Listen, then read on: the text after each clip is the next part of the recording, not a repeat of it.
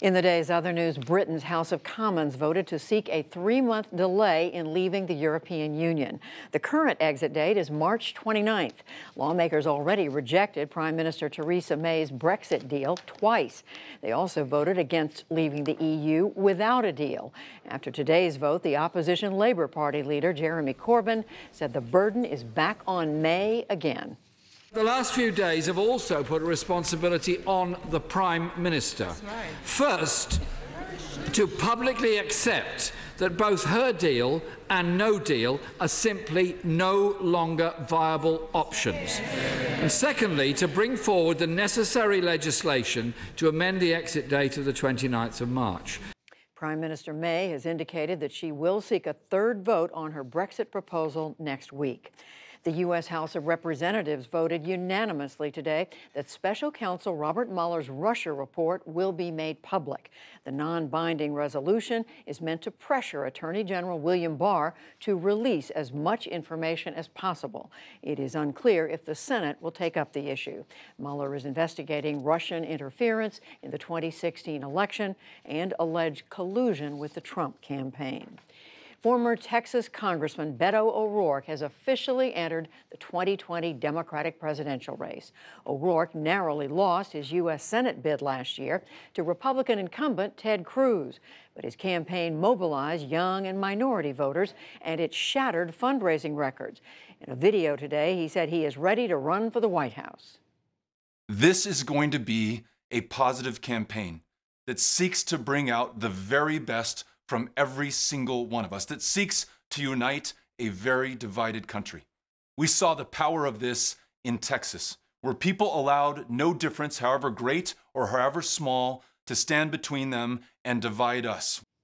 O'Rourke is now one of more than a dozen Democrats who are running for the 2020 nomination.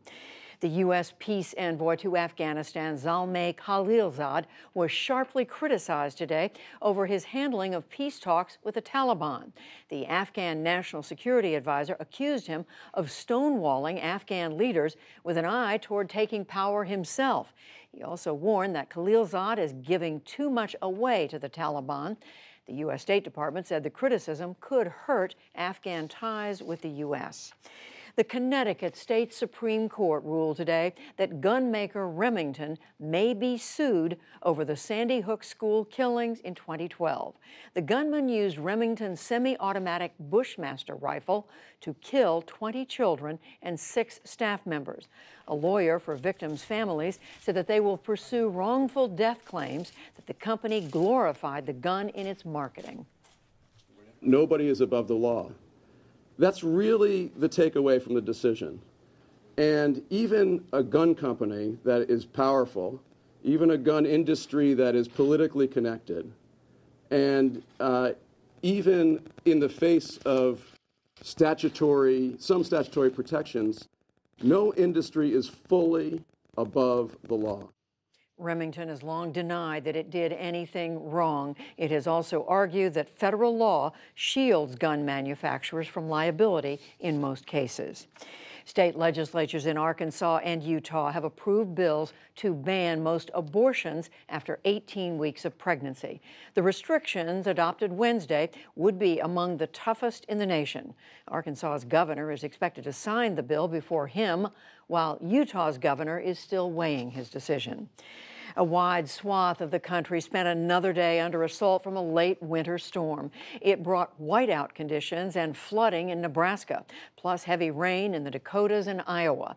In Colorado, crews worked to reopen interstates after a blizzard and hurricane-force winds whipped through the region. Meanwhile, a tornado touched ground in western Kentucky, injuring 1 person. Democrats in the U.S. House charged today that Commerce Secretary Wilbur Ross lied about adding a citizenship question to the 2020 census. At a House hearing, Oversight Chair Elijah Cummings said documents show that Ross pushed to add the question and misled Congress about it. Missouri Democrat Lacey Clay challenged Ross directly as the secretary defended his previous statements. I have never intentionally misled Congress or intentionally said anything incorrect under oath.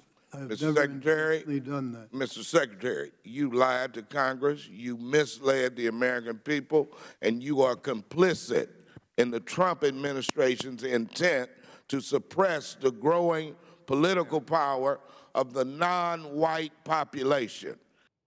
Democrats say the citizenship question would discourage immigrants from taking part in the census. Ross promised that the census data will not be used for immigration enforcement. The U.S. Supreme Court will hear a legal challenge to the question next month. Television actor Jussie Smollett pled not guilty today to charges that he staged an alleged attack in Chicago. The star of the show Empire said nothing publicly before or after the hearing in court. His lawyers submitted the plea to 16 counts of disorderly conduct. Smollett says that he was attacked by two men who were shouting racial and homophobic slurs. Police say he staged it in a bid for publicity and better pay.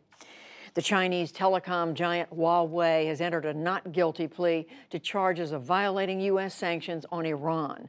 That came today at an arraignment in Brooklyn, New York. Huawei's chief financial officer, Meng Wanzhou, was arrested in Canada in December and is awaiting extradition to the U.S. On Wall Street today, the Dow Jones Industrial Average gained 7 points to close near 25,710. The Nasdaq fell 12 points, and the S&P 500 slipped 2. And former three-term U.S. Senator Birch Bayh died today at his home in Maryland. The Indiana Democrat ran for president, and he led drives for a lower voting age and gender equality. John Yang has our report.